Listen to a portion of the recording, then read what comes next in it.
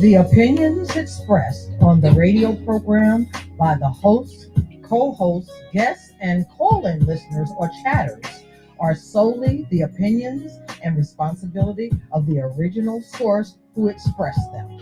They do not necessarily represent the opinions of Genesis Radio, www.genesisradio.com, Genesis Radio's owners, management, or affiliates.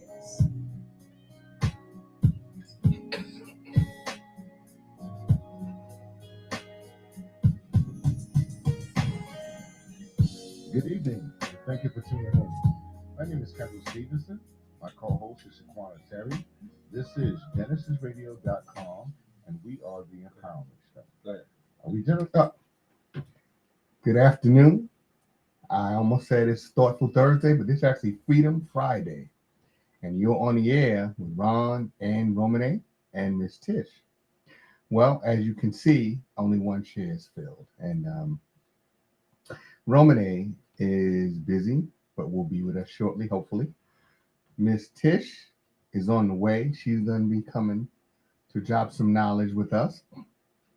But in the interim, I want to talk about some things that are going down that we'll call them current events that are going to affect us and how they're going to affect us.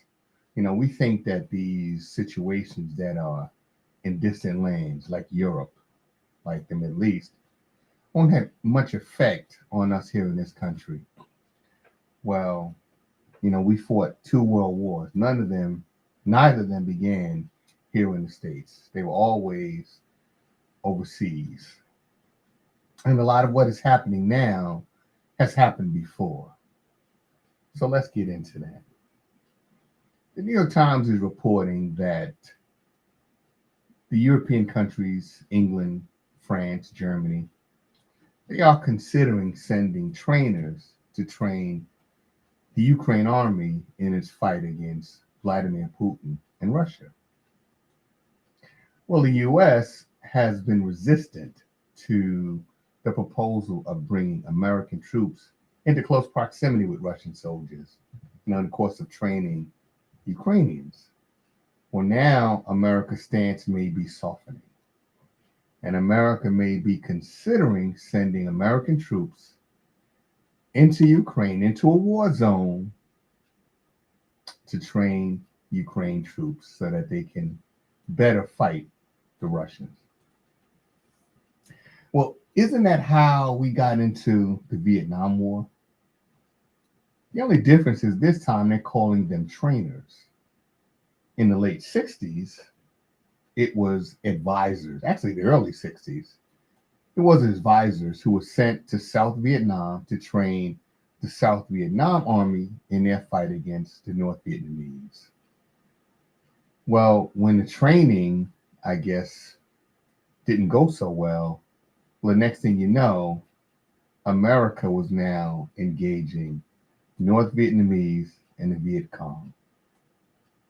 That war lasted 10 years. We don't know how much it cost in terms of economics, but we know the death toll. We know that 58,000 U.S. service members lost their lives fighting nearly 10,000 miles away from home in a war that they really didn't understand. That war, like most wars and the wars that will come, are corporate wars. Corporate America wants profits, and nothing is more profitable for them than war. So we need to keep that in mind when we watch the news tonight and they show us the situation in Europe, say in Ukraine, and also in Gaza as it relates to Israel and the Palestinians.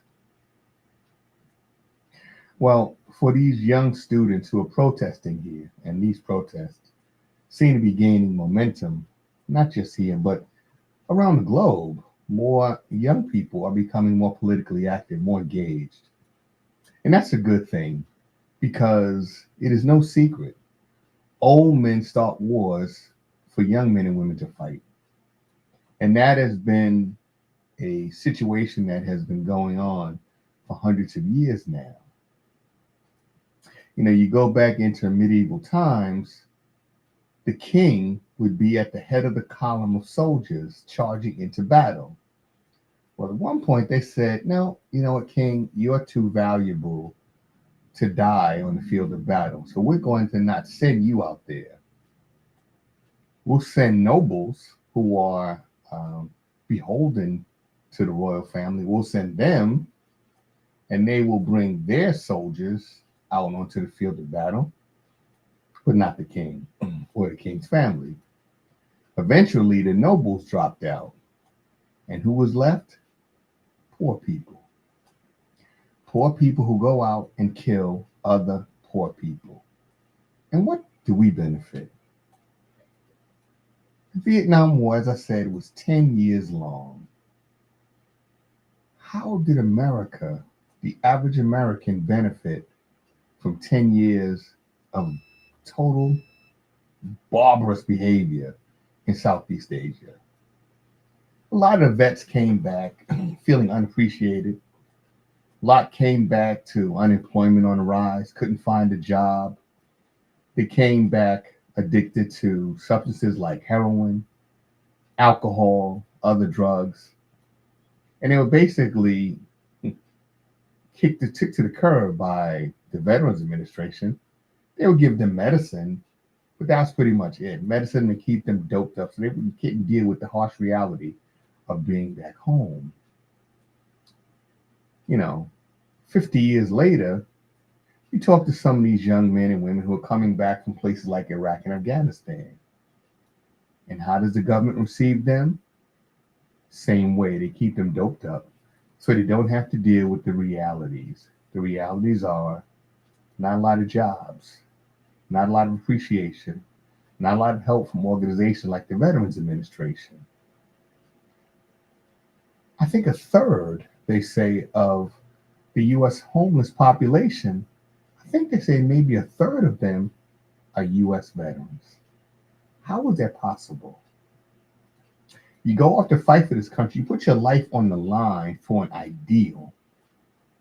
And when you come home, you realize you're of no use to your government anymore.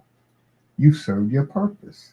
You went and fought a war for corporate America so that their bottom line would be on the increase. Doesn't matter how many people died, doesn't matter how much damage. Because the reality is, for every bullet that is fired, that's profit for the weapons makers. Every building that's destroyed, that's a windfall for these corporations that will have exclusive contracts to build back places like Ukraine.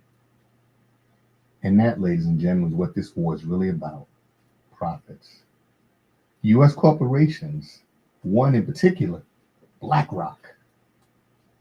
BlackRock is estimated to control $66 trillion in assets. That's $66 trillion in assets. So who's more powerful, the president or the CEO of BlackRock? Think about that for a second.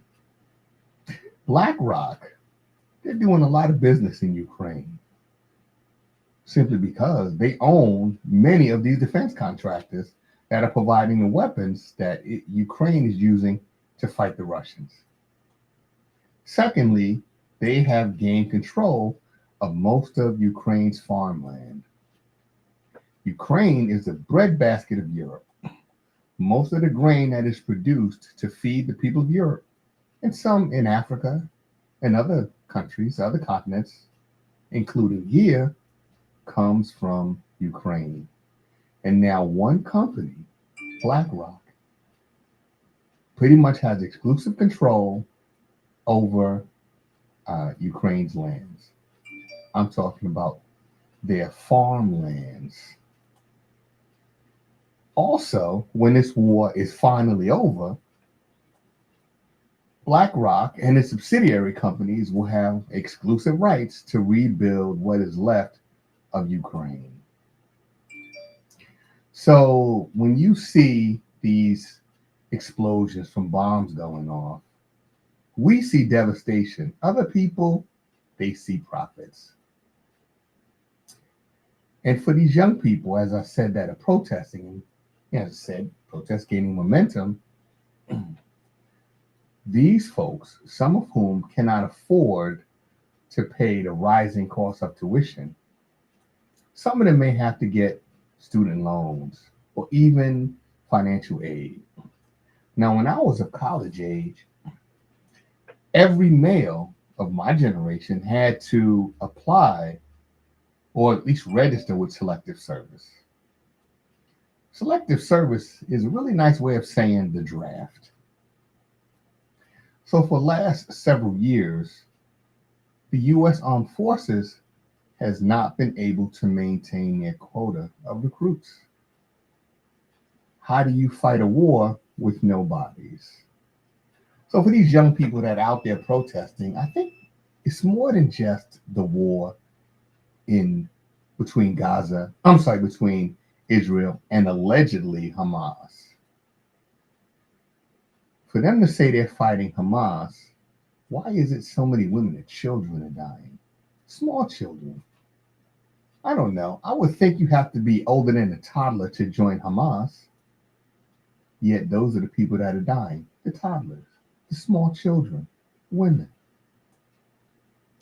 And of course, the International Criminal Court is now seeking indictments, war crime indictments against Benjamin Netanyahu and his defense minister. I believe it is Mr. Gallant. Well, most of the world is in agreement that Israel has gone way too far in prosecuting what they're calling a war. Typically, a war consists of two armies on the field of battle. Well, Hamas isn't an army, per se. They don't have any ships, don't have any planes. You know, they have some AK-47s. They have some old, outdated, basically World War II technology in the form of rockets. Who fires rockets anymore when we now have smart bomb technology where you can pinpoint a target from miles away and that missile will hit that target exactly where the aiming device is pointed. Well, of course, Hamas has rockets. We haven't talked about rockets since World War II, when Stalin introduced what they call Stalin's organs, or the Katyusha rockets. So what we're dealing with is old, outdated equipment that, listen, with Israel's Iron Dome technology provided by the U.S. at U.S. expense, no old, outdated rocket is going to land and cause any real damage to the major population centers of Israel.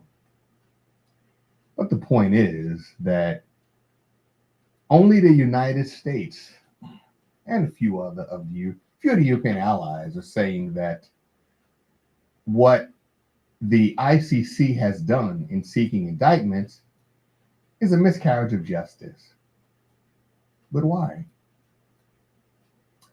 Why is it that Hamas, who's also three high-ranking members of Hamas, have also being indicted under the same indictment as Netanyahu and Mr. Gallant?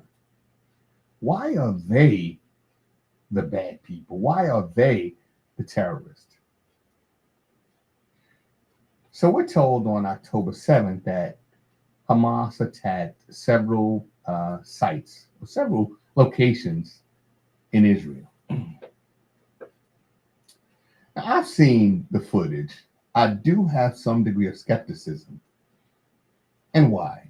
Well, after this attack, I'll say alleged attack, later, Prime Minister Netanyahu admitted he had known in advance that this attack was coming.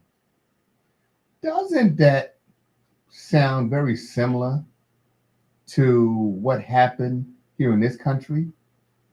in the days, weeks, and months leading up to 9/11? Didn't the intelligence agencies tell us that that bin Laden was trying to attack the United States or had plans of attacking the United States? And yet, all these years later, Israel is making the same exact mistake, ignoring intelligence.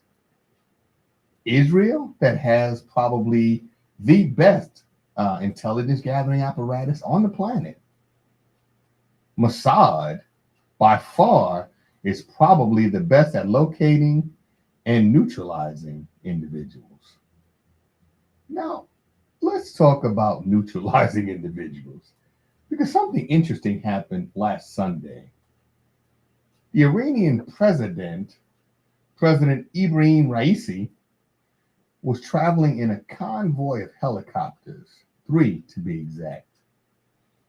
Well, somehow the president's helicopter crashed, and the president and everyone on the helicopter perished. The other 2 helicopters landed safely. You think that's just a coincidence? President Raisi is considered a hardliner, someone that is inflexible, someone that is viewed as a religious zealot, someone that probably would not want to compromise with Israel. Benjamin Netanyahu said that he was going to bomb Iran before he left office. And not so long ago, there was an exchange, a minor military artillery exchange between Iran and Israel. Then weeks later, the president, who again is viewed as a hardliner, his helicopter suddenly crashes. And in Iran, the Ayatollah, who is the supreme leader, his health is failing. And they are calling for elections in Iran. Well, guess who was probably pretty much a shoo-in to be the next supreme leader? That's right. Ibrahim Raisi, the man who suddenly and accidentally, as we're told, went down on his helicopter and died. You know, before they could locate the bodies, or even wreckage, Senator Chuck Schumer of New York said, well, Israel had nothing to do with this. Well, why the rush to defend Israel if this is just a simple accident? I mean, accidents happen with helicopters, right? I mean, all of us remember the tragic death of Kobe Bryant, his daughter, and several others in a helicopter accident. Well, these things happen. Yet the other 2 helicopters managed to maintain altitude, but just the one carrying the president and his staff crashes. I know there are things known as coincidences. Sure, they happen. But this, I doubt, is a coincidence.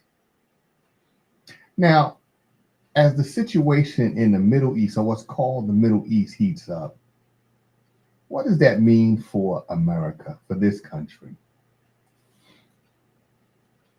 Billions of dollars, taxpayer dollars, are going to the war efforts in Ukraine and also in Israel.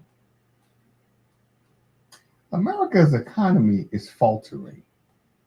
People in this country are complaining. The rising cost of gas, food, the fact that people are struggling in this country to keep a roof overhead and food on the table. You know, inflation, which is basically out of control at this point, people are complaining. But is Congress listening? Is the president listening? Is anyone listening? We'll tell our neighbors and our friends about how hard it is to just save $1 or $2. But in Washington, it seems to fall on deaf ears. Now, Congress, of course, when they became concerned about anti Semitism on college campuses, they decided to ignore all the other problems in this country. And they elected to bring down the heads of some of these Ivy League schools, the president of these Ivy League schools, to grill them on what they're going to do to combat anti Semitism. Well, what are you going to do to combat inflation? What are you doing to fix this economy? What are you doing to address some of the other problems we have in this country, like loss of freedoms? Now, look, I'm not pro abortion, I'm not anti abortion. I am anti hypocrisy.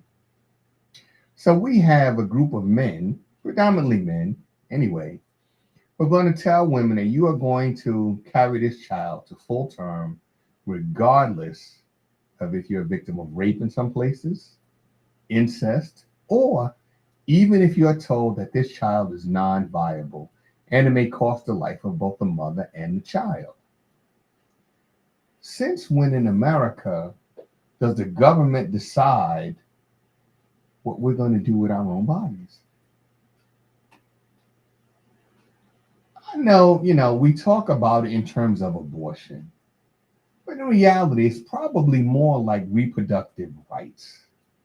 And in this country, reproductive rights have been an issue almost from this country's inception. If you think about it, on the slave plantation, it was the master that decided which of his slaves would get together. He would pick a big, strong slave and a big, strong female slave, and he said, okay, you're going to make me some babies. You're going to be my next generation of people to exploit. Reproductive rights, right? They didn't exist. In this country, for years, people of what's called different races were not allowed to get married. Now, if you think about it, there is only one race of people on this planet, the human race. Everybody creates their own version of humanity and says, well, I'm white, I'm black, I'm Asian, I'm Hispanic. Well, everybody, after that, you have white people who are human, black people who are human, right? After everything, you say people. White people, black people, right? It's all people. And people fall under the heading of Homo sapiens sapien, human beings. Well, in this country, up to about 1967, it was illegal for a black person and a white person to cohabitate or to get married. Now, who in the hell has the right to tell you who to love? What did we give the government that right to tell us who we can love, who we can live with, who we can build a life with, who we can produce children with? It all goes back to reproductive rights. See, we just think it's just about stopping abortion. Oh, it's deeper than that. For those of you who aren't abreast on what's happening in this country, there's a document out. It's a rather long document. It's called Project 2025. It's about 900 pages to this document. It's long, very, very wordy, but you should be familiar with some of the aspects of this particular document. The people behind this document call themselves white Christian nationalists. And what they want to do is, just highlighting some of the things, they would like to do away with the Supreme Court. Now, you know what? I wouldn't even argue or try to defend the Supreme Court. You have people like Clarence Thomas.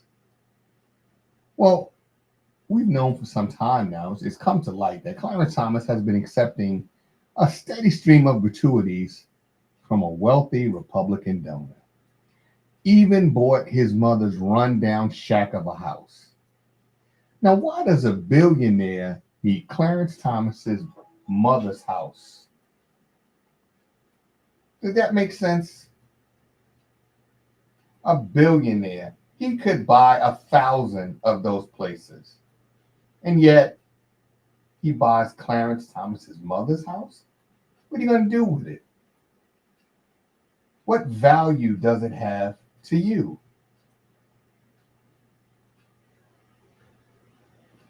He's taken multiple vacations, sometimes on this guy's personal yacht, sometimes on his private plane. There does not seem to be a conflict of interest there, at least not as far as the Supreme Court is concerned. They don't really have any sort of ethical standards. So basically, they're just supposed to report when they do these things. Well, they haven't even bothered to do that. Yet these are the people who are interpreting the law of the land. And how are they doing with that? You know, Judge Samuel Alito, he has been flying. First, we're told he flew an upside down American flag, which is a distress symbol. Then we're told he flew another flag, both of which are symbols associated with the MAGA movement. Well, look, if you want to be part of the MAGA movement, that's fine. You just have to recuse yourself from any cases related to Donald Trump. You, Clarence Thomas, and a few others. You know, the idea of a judge is to be impartial. If you can't be impartial, the hell are you doing on the Supreme Court? And that's another problem. For the president, we have term limits. 8 years and you're done. Well, we've had that for some time now.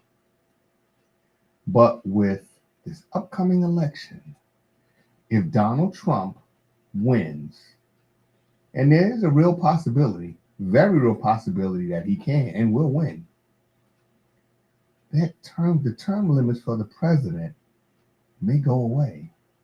Because there are those in this country that are ready to grasp an autocratic society where Donald Trump will be the supreme leader. Now let's go back to this Project 2025. So not only do they want to do away with the Supreme Court, they also want to do away with Congress. Can't argue too much in their favor because Congress is ineffective. They have some of the worst approval ratings of anyone. So what exactly do they do to earn $175,000 a year? After just 2 years in Congress, you're entitled to a pension. Most of us work 20, 25, 30 years or more for a pension. They work too. Not only do they get this pension for life, they get health care. Some of the best in the country. And what are they doing to earn it? If you think about it, Congress is always in recess. And when they're not in recess, what exactly are they doing? What exactly are they doing to bring down the rate of inflation, or at least to slow it down? What exactly are they doing to, say, clean up the environment, air, water? You know, if you think about it, in Detroit, Michigan, right? Major industrial centers. Well, what happened? Well, according to our elected officials, what happened was China decided to stop producing American cars. China decided to send some of the work that American workers would do to other countries like Canada and Mexico. So because of that, the economy in places like Flint and in Detroit, well, basically, the economy's bottomed out. Detroit looked like a wasteland in some areas. Things were so bad that parts of Detroit were now sectioned off and became part of Wayne County because the city of Detroit did not have the resources to provide adequate services to sections of a major American city. This is Motown. This is where new cars would roll off the assembly line. This is where generations of hardworking Americans would go, get that job, build the American dream, a house, a car, a savings, a family. But those days are over. And it's all because of the Chinese. Oh, wait, did I say Chinese? Or is it American businessmen, greedy American businessmen, who said, you know what? We won't have to deal with American labor laws. Won't have to negotiate with the unions. We'll just go somewhere where there are no unions. And we'll manufacture the bodies here, but engines will come from one area, interiors will come from another. So we reduce our labor costs and will maximize our profits. So despite the fact that you have cheaper labor costs in Mexico and maybe in Canada as well, does anybody see what the price of a car is? I bought a Chevy Tahoe in 2004. Car was brand new. I thought, wow, this is pretty expensive. It was $40,000. That same car today is somewhere in the neighborhood of $75,000 to $80,000. That's a mortgage payment in some places. And that's what you're paying for a car. So, folks, be aware of what's going on in this country and around the world because it's going to affect us. It's like that tsunami that hit Japan years ago. Over time, the debris from Japan washed up on the shores of the west coast of this country. So just like that debris, anything that happens over there, eventually it will come here. World War II, again, it wasn't, World War One didn't start here. That started with the assassination of the Archduke of Serbia, right? I believe it was Serbia. Archduke Franz Ferdinand. Well, we don't have any archdukes here. Yet American troops found themselves in Europe fighting for European freedom. It seems as if we're always going to fight for someone else's freedom.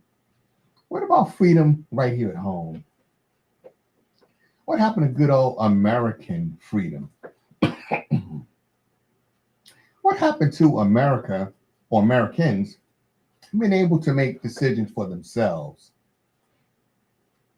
You know, after 9/11, our government came up with a document called the Patriot Act. And there went our freedoms. Then, a couple of years back, we had the COVID pandemic. And there went more freedom. They told you to roll up your sleeve and take this jab or you can't work anymore. Well, if I am able to accept the fact that I do not want this vaccine and will deal with the consequences and take full responsibility, who is the government to tell me, no, you don't have that choice anymore? We have the say so, and we say, you're going to take this vaccine. So, America is not the same country it was for our parents and the generations before. America talks about third world countries and banana republics. Well, how far away are we from that?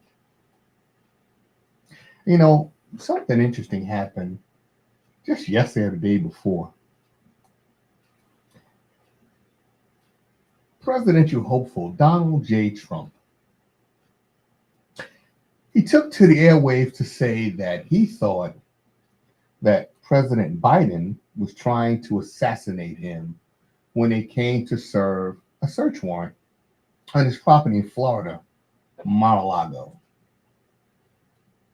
I would like to ask Mr. Trump, if the United States government wanted you dead, how the hell are you still alive?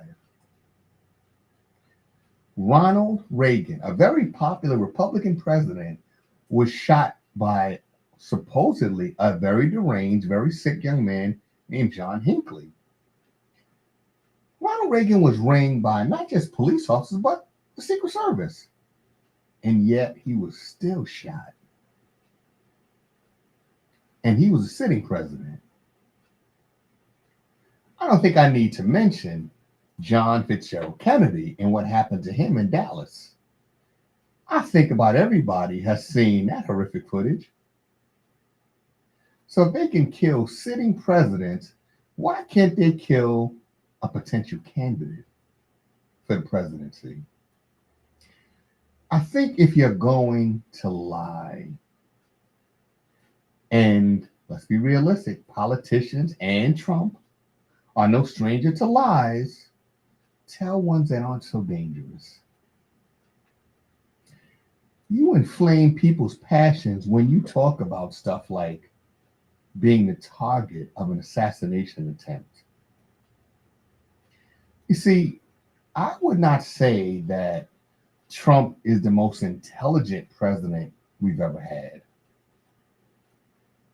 I would say he's not the most intelligent president by far. But I will say he is the craftiest president we've ever had. He knows the people that support him. He knows how they think, and he knows how they will react to certain information. We saw that on January 6th. How he and others rather, inflamed the people so much that they went into the U.S. Capitol. Now, former President Trump calls them January 6th hostages. Well, Mr. President, why didn't you pardon those people before leaving office? You pardoned others. Why didn't you pardon them? These people are sitting in jail right now while you are out enjoying a life of freedom. You set up your truth, whatever it is, podcast, right? Or website or whatever it is, and now you're selling that for potentially, $1 billion or more. So you're going to live a lavish lifestyle. What about these people in jail? What about their families? What about the income that was lost? What about the children that these people have who've lost their mother, their father, for potentially long imprisonment terms? So I don't want anybody to think that because I'm critical of Trump that I like Biden, because nothing could be further from the truth. How can we vote for either of these guys? Just think about what they're saying. One, the sitting president is the number one supplier of weapons to Israel. Israel is accused of genocide. Their Prime Minister, Benjamin Netanyahu, and Defense Minister, the International Criminal Court wants to indict them for war crimes. And yet, the United States is still supplying more and more weapons. And the president, Biden, quickly came to the defense of Netanyahu. He didn't say a damn thing about Hamas being indicted. Just don't indict my friend Bibi. Well, Mr. President, how many people have died since this alleged war began on October 7th? I think it's somewhere in the neighborhood of 35,000 Gazans. How much damage has been done to Gaza, to the Gaza Strip? Parts of Gaza have been flattened. I mean, completely flattened to rubble. These people will never have homes again. This is not. Do you think Israel's going to go through all of this trouble, and then give the land back to them? No. That land that has been taken, let's go back to 1967, that war. Was that land given back? There was another war in 1973. Did they give that land back? Don't think for one second that they're going to give this land back. It's not going to happen. These poor Palestinian people will have to find a new home in a land other than their native land of Palestine. But where will they go? So no, I cannot support someone who is actively involved in the senseless slaughter of Palestinian women and children, and should I say innocent Palestinian women and children who are not part of Hamas or any so-called terrorist group. On the other hand, we have Mr. Trump. Well, what's interesting about Mr. Trump is that a good number of the people around him, to be fair, have either been indicted and he pardoned some, or are facing indictment. Some have pled guilty to a laundry list of crimes.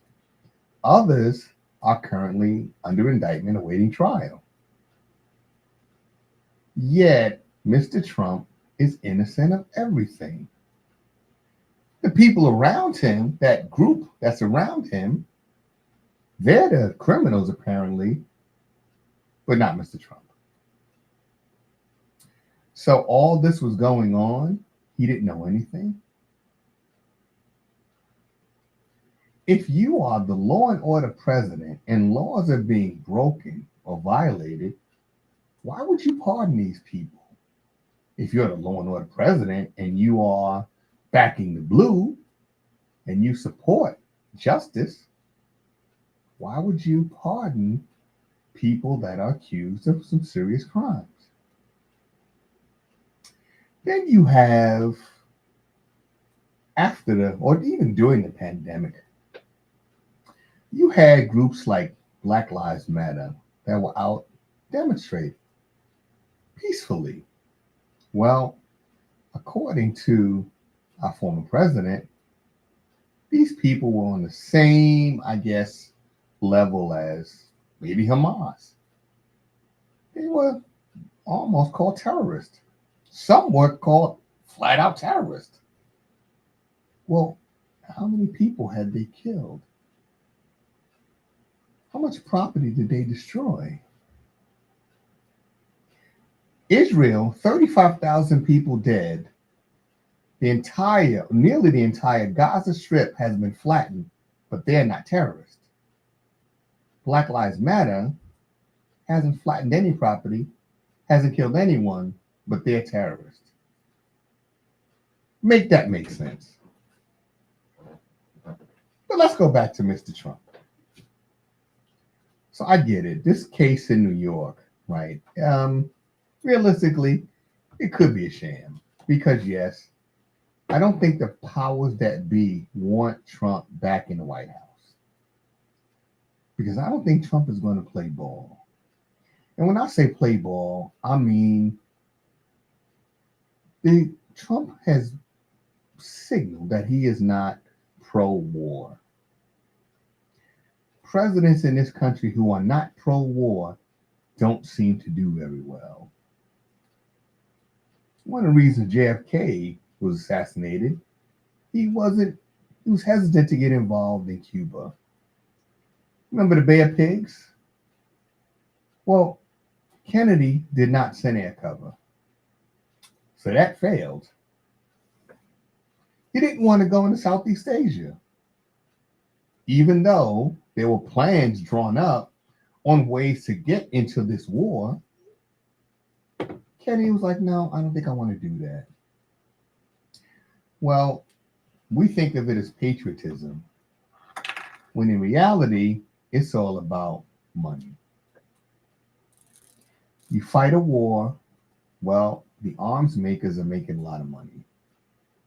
Those who produce medical supplies, a lot of money to be made.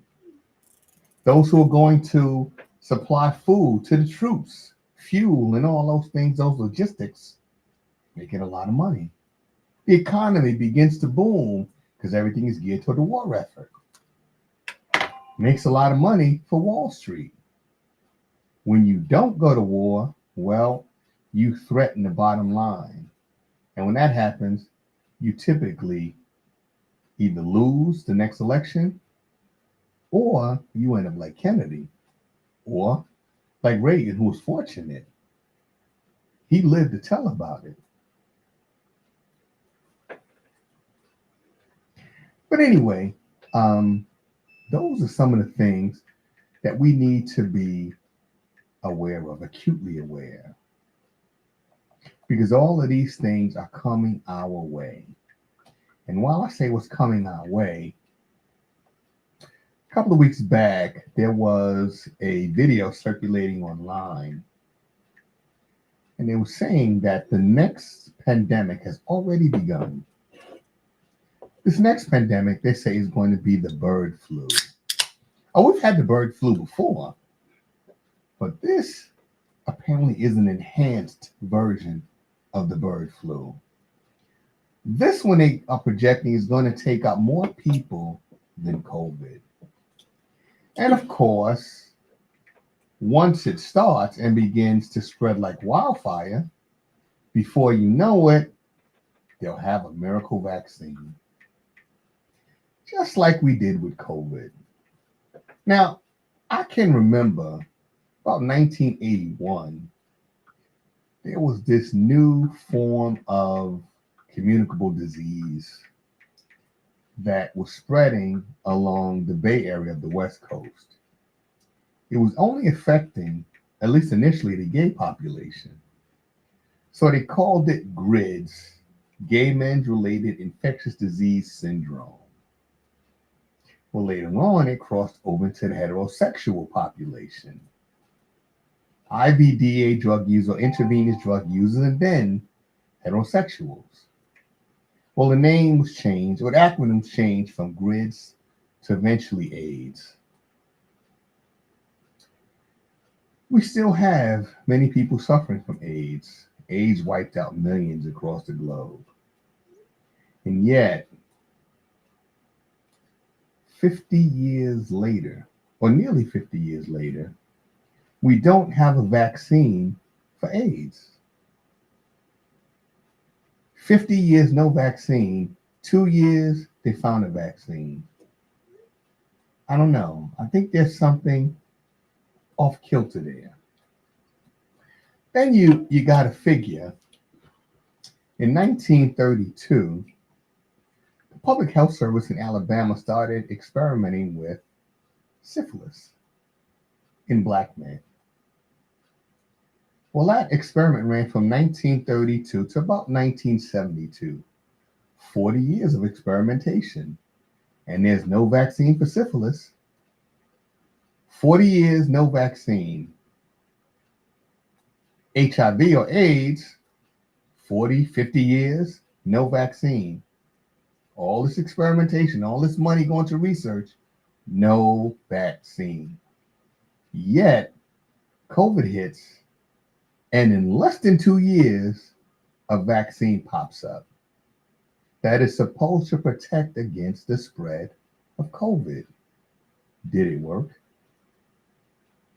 You know, when you look at the news, read the newspaper, whatever, you see a lot of young people dying mysteriously. Why? Could it be that is there a correlation between their death and taking up the vaccine? Listen, I'm not a doctor. I don't study, epidemiology or anything like that. But I do have some questions. When President Biden was elected, he said he was going to find out the origin of the COVID-19 virus. Well, after a couple of months in office, he never mentioned it again. I think it's important for us to know what happened. Because if you don't know what happened then, you won't know what happened the next time. And there's definitely going to be a next time.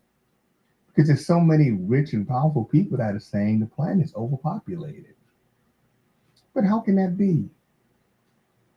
Most of the people on this planet believe in God in one form or another. Well, some form of higher power. Do we think that God doesn't know how to count? That God can't do simple addition and subtraction?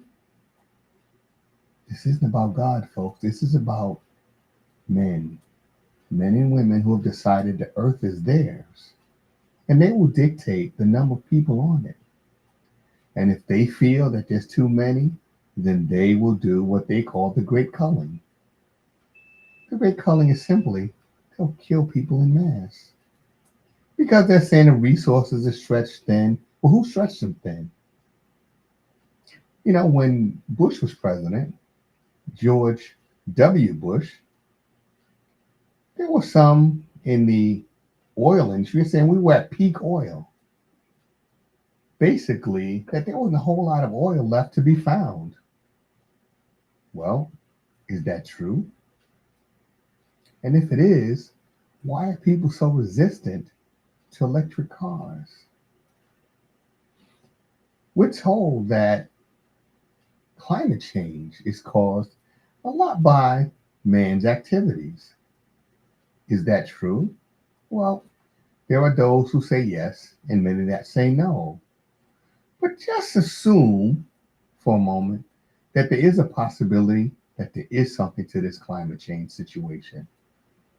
What's so wrong about protecting the environment? What's so wrong about stopping some of these major storms and hurricanes that are flattening places? You might see the storm damage last week in the Midwest and in places like Texas. You might see some of the floods. There was one place, and I can't remember the city or town. I think they got too much rain in a day. Is anything wrong with protecting people's property and their lives? People die in these terrible storms. These storms are not like the storms we had as kids. You don't remember people dying in mass like that. So something is changing. So what's so wrong with making an attempt to protect the planet we live on? Well, some people in Washington will tell you we don't need to do that. These are the same people in Washington that tell us that Social Security is an entitlement. They don't mention the fact that you pay for this entitlement. How can you pay for it and it still be an entitlement? So that means if I buy a ticket to get on a plane, getting a seat is an entitlement? I don't get it. Do you? Somebody explain. So let me give you the number here. The number here is 888-304-4401. Again, 888-304-4401. If you have any ideas or comments related to anything I said, or you can explain the entitlement situation, please call me and let me know, because I can remember with my first job looking at this little thing called FICA and wondering, who the hell is FICA? I don't know FICA. Why is FICA in my paycheck? And then somebody explained, oh, that's your Social Security. Oh, is that what it is? Well, Mr. FICA has been with me since my first job. Mr. FICA don't appear to be going anywhere. Yet they're telling us that Social Security is going to run out of money pretty soon. But how can that be when people are still paying into Social Security?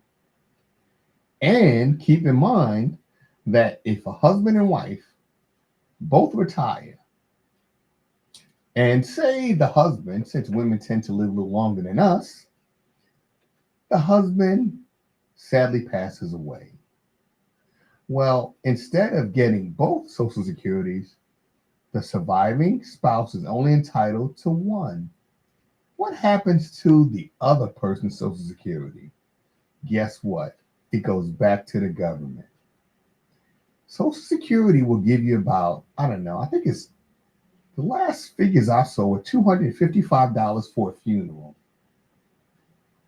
Well, if that's what they're going to give you for a funeral, I think what they want you to do is go buy some wood, maybe, I don't know, $250 worth, put your loved one on this pile of wood that some would call a pyre, get yourself $5 worth of gas, pour it on your loved one and wood, and light them. And that's your $255 funeral. Yeah. Anyway, that's what's going on in our world. And it is so important that we stay abreast. And it's also important that we resist, folks, because if we are going to remain complacent, the government will continue to strip us of our rights. The rights that were taken from us after 9/11 still haven't been returned. And do not think that our government plans to return them. The TSA and all these other government entities that were created after 9/11, they're not going anywhere. The Republican Party that says we are a party of small government, what happened to small government? Why is this bloated bureaucracy continuing to expand? For what? For every new organization, government organization that's created, that means more tax dollars to fund this agency. Where's the money coming from? People in this country are stretched to the point of breaking. How much more can they afford? So, folks, remember to be aware and to resist. Tell your government, hell no. You're not going to be in control of our bodies. You're not going to be in control of our minds with book bans. That's stuff that the Nazis did. They banned books and had book burnings. Why would we do that in this country? Aren't we supposed to be enlightened people? Aren't we supposed to be better than the Nazis? Aren't we the beacon of freedom? Don't we dislike autocratic governments? At least here, that's what we're told. Other countries, they may benefit us. But here, America was supposed to be a democracy. Now, in truth, I don't know if we've ever really been a democracy. They tell us we are, but I'm not sure if we've ever really been a democracy. If we were, we probably wouldn't be in the condition we're in right now. So, folks, I just wanted to share that information with you. And hopefully someone listening will share that information with others. And don't take my word for it. Go do the research. Because I don't know everything. Some things I could be dead wrong on. And if I am, I'll certainly come on and apologize. But do the research. Know for sure. There's one thing to think, there's another thing to know. Knowing is assured. Now, in our second hour, we want to talk about another situation, completely different from the things I talked about. And we're going to discuss relationships. Now, I wrote a piece a couple of weeks back called How to Drive Away a Good Man. And I'm hoping that Miss Trish will be here to help me kind of unpack this. Because I can give you the answers from a male perspective. But we're going to need some feminine energy in here to kind of balance things out. You know, because TP is here behind the boards. And for me and TP to talk about it, right, we can give you our perspective, you know, A lot of testosterone there, but no estrogen. And I think it only fair that we have a woman here, or maybe a couple of women, right, to talk about the situation. Because how many times have you heard women say, "Where are all the good men?" You know, we have to be realistic, ladies. Good men did not just become extinct, right? It's not like the woolly mammoth that they just completely disappeared off the planet. There are still good men. Some of them you overlook on a daily basis. And why? Well, I've heard women say they want a guy with a little thug in him. What exactly is a little thug? What does that mean? You know, males, and I know in today's society, right, it is somewhat difficult to differentiate between what is male and what is not necessarily male anymore. But males who have the nature of a man are instinctively territorial. When I was growing up, you never went into a man's home when he wasn't there. Simply didn't do that. It was disrespectful.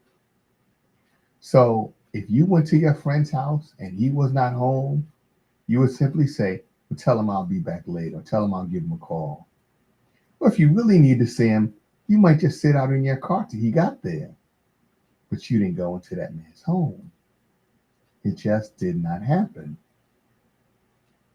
Because you understood the nature of a man is to protect. Well, I know today, right, we have so many men. Well, I don't want to say men. We have so many males running around here who are missing two very vital organs. Uh, in, mhm. How can I put this? In Spanish, they are called cajones. And we have a lot of men around here who are missing theirs, who have been demasculated or emasculated by, I guess, our society has shifted. Now, there was a time when we greatly devalued women. I'm old enough to remember a show called Father Knows Best. It was all about the men, the males. Throughout history, women were just objectified. They were just objects. Even if you read the Bible, when they did the counting of people, they only counted the men. Aren't women people too? In this country, and this is interesting. So we're told that Europeans came here in search of religious freedom. Let me say that again, religious freedom. And when they got here, what did they do? They started burning women at the stake because they thought they were witches. Is that the religious freedom you were seeking? To burn women because you thought they were witches? Okay, I don't know. Don't sound like much freedom to me, at least not for the women that got burned alive. But that's the story we're told. So women didn't have a whole lot of freedom in this country. Well, I guess about the late 1950s, early 60s, women started to band together, and we saw the genesis of the women's rights movement. And it's always interesting that why should, and let me be specific here, why should Caucasian women have to fight for freedom from Caucasian men? Why? would Caucasian men not want to afford educational opportunities for women? Their mothers were women, their daughters, their wives, yet didn't want them to be educated, didn't want to have to compete with them for jobs. So over time, just the opposite began to happen. Women began to rise. So now we have black women as the most educated class in the country.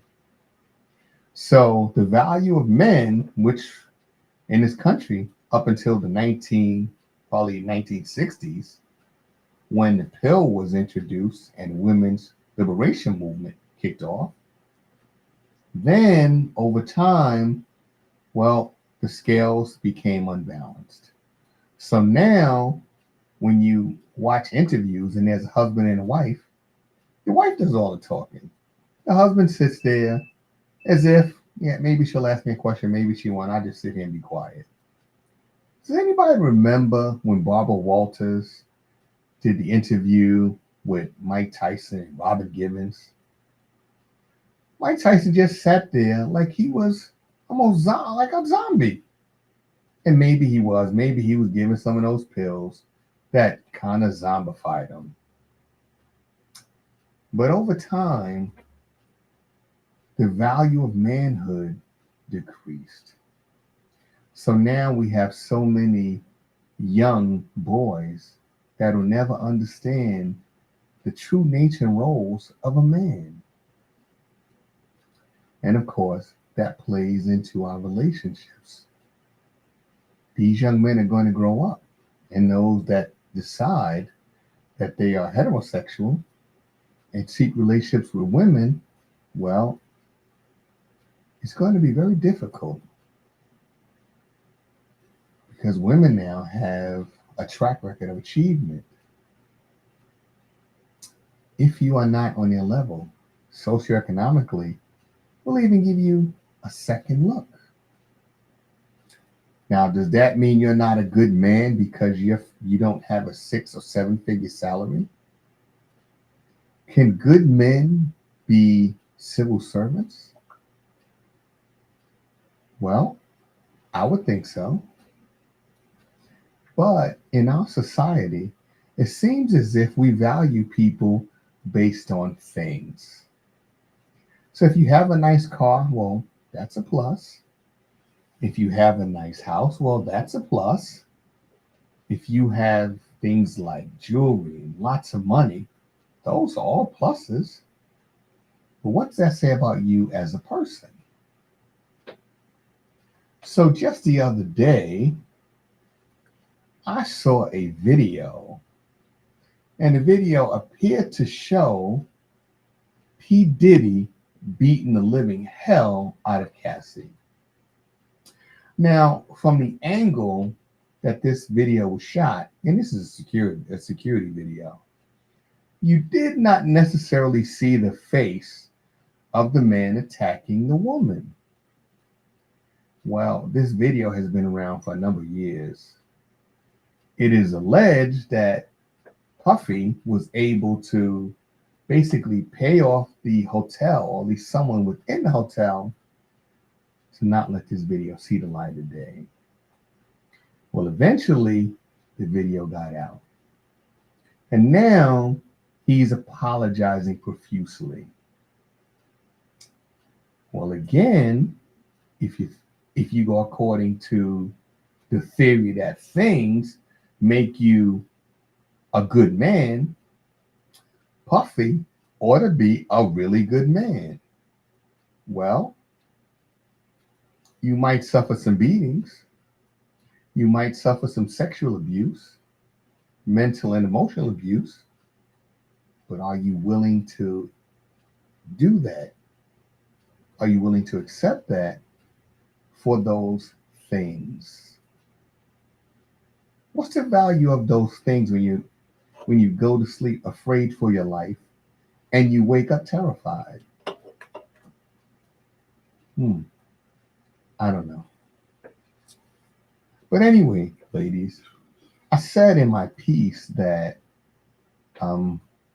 while men are, I guess we take the blame for most breakups, right?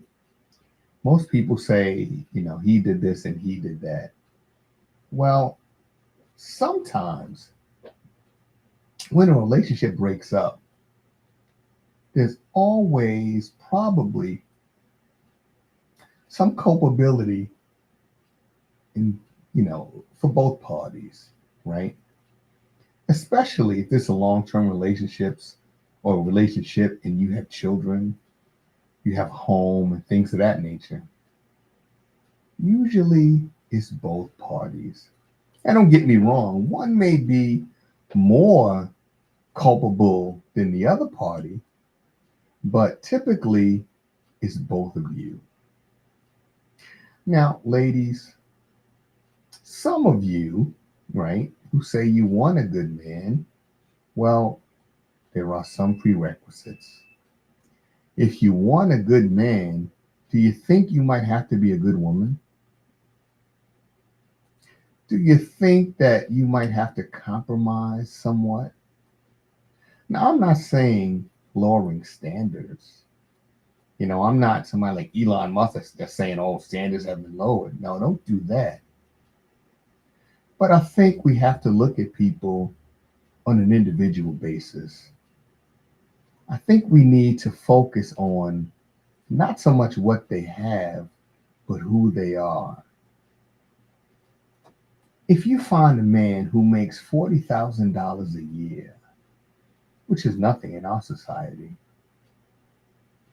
but he truly has love in his heart, and he truly wants to be the man for you.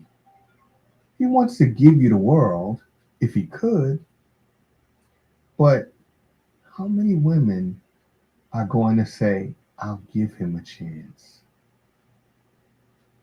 Given the fact that he doesn't have those things that we might be accustomed to.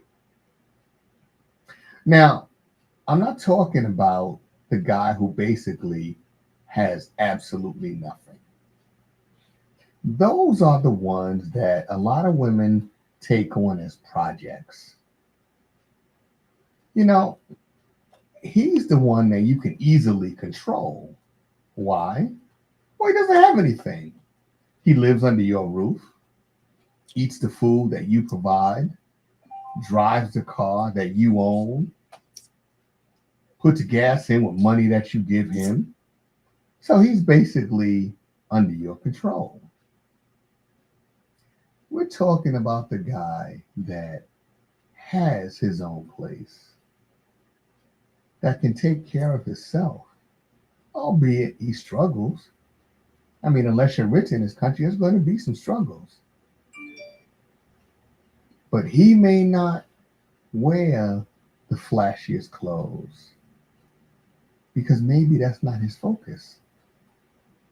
He doesn't have the flashy jewelry because, again, those are just things.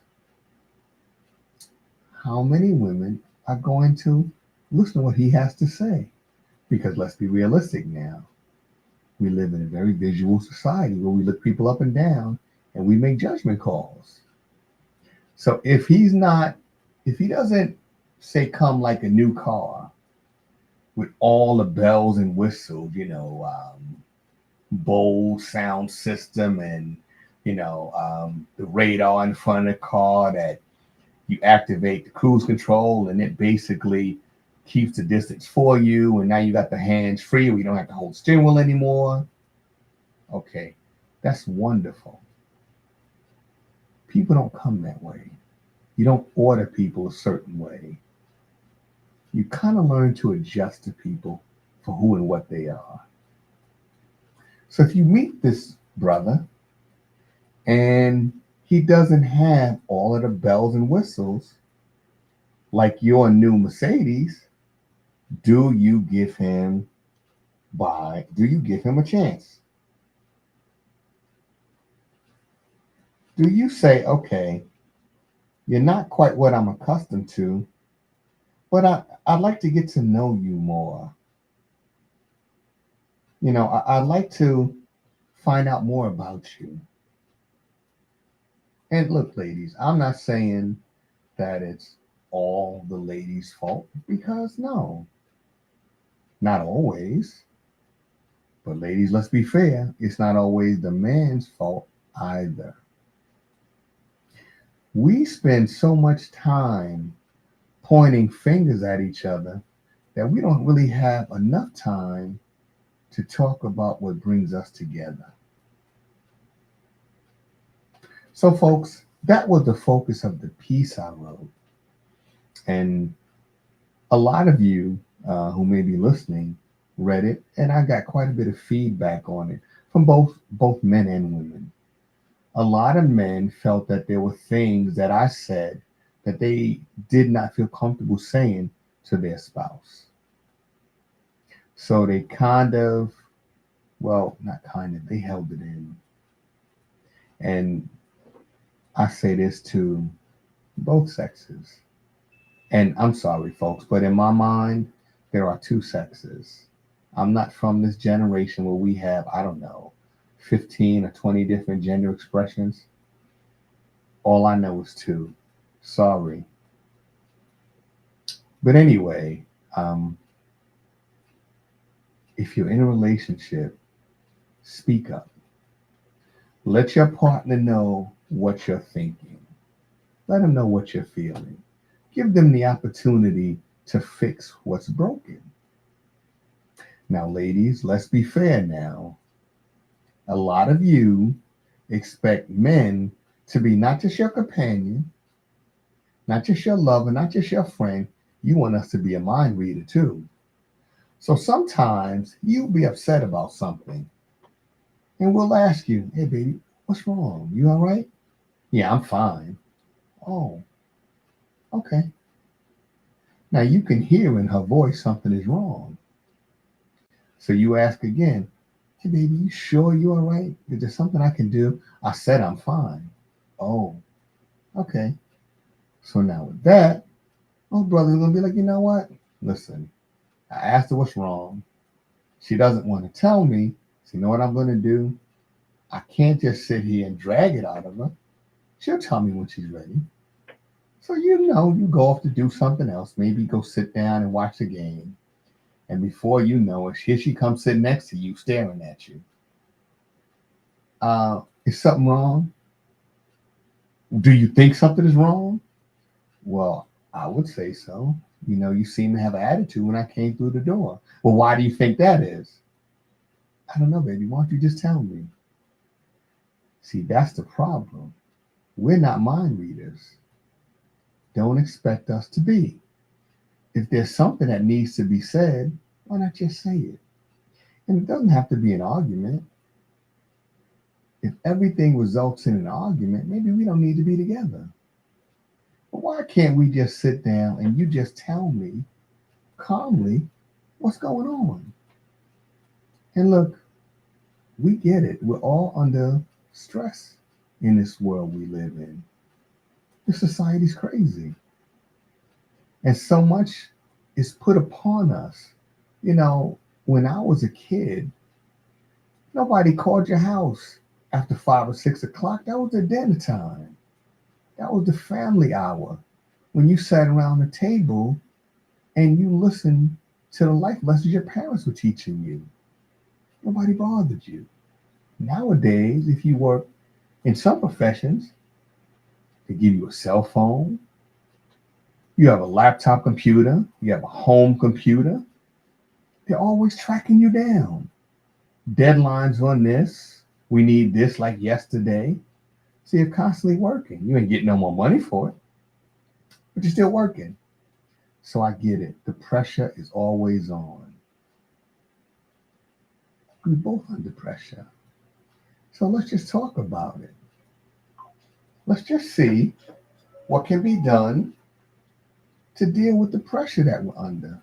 And let's not let the pressure come into our relationship and tear us apart. If you have a good, strong relationship, yes, there's always going to be tests to the strength of that relationship. That is how the universe functions. You test things.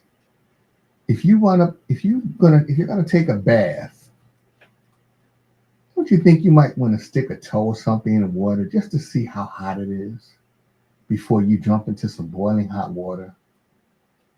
You test things, and you test the strength of your relationship, or the universe will send tests for you to let you know just how strong or how weak you are in your relationship. But folks, lack of communication, that doesn't help anybody.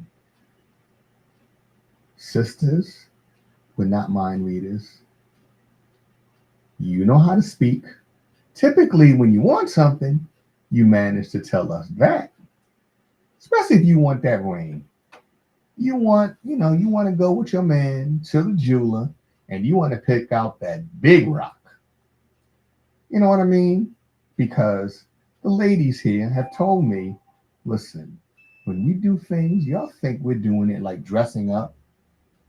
Y'all think we're doing it for you men. Nope. We're doing it for the other women. Right? So when we get that big rock, yeah, it's to show these other women how much my man values me. I don't quite understand that. Maybe that's a woman thing. I wish Miss Tish was here to give us some insight on that, or Romane was here to to give their thoughts. Because again, I know it's a little one-sided because I don't have much in the way of estrogen. Real men have very little, right? But anyway, when you want something, you're able to communicate. Well, when you need something from that man, something that has been bothering you, if you can speak up to ask for the rock, why can't you speak up to say, hey, look, something is missing from our relationship. Something I think is important to our relationship that's going to keep us together. So if you can ask, then you can speak now. And, ladies, unfortunately, we live in a world, right, where commitment isn't as important, at least it doesn't seem as important as it did to our parents and our grandparents and our grandparents' grandparents. Generations ago, you would find people who would get married and would be married 60, 70, 80 years. You still see some couples like that, on Facebook and other social media sites. People in, 100 years old who've been with the same person for most of their adult life. And they managed to keep the relationship together. Yes, they had ups and downs, they had hardships, but they managed to keep it together, to keep it going. What was their secret? Well, folks, I think that they learned the simple art of communication, to speak up and to not hold things in. For those of us, black folks, brown folks, holding stuff in, how does that work out for us? Do we end up with hypertension?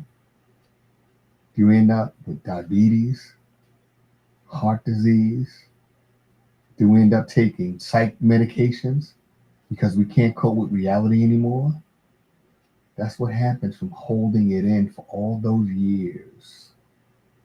So, folks, be able or make time for one another, right? Be able to spend time together. Because you know what? The person you married in 1991, in my case, are they still the same person all these years later? Life changes, folks. It changes you, it changes us all. You need to reacquaint yourself with the person that you say you love, that you lay next to every night. Yeah, sometimes you need to just get away. Just get away from it all and just concentrate on one another and have those tough conversations. And in my piece, I said it is important, vitally important, before you have that conversation, it is important that you understand that love alone is not enough, that there has to be some spiritual connection. So I said in the piece that perhaps what you should do is light a candle, a white one preferably. Invoke your ancestors to come into your relationship to give it strength and give it healing. And then have that conversation. And let me back up. I did say one critical thing that I left out, and it's important that it be said.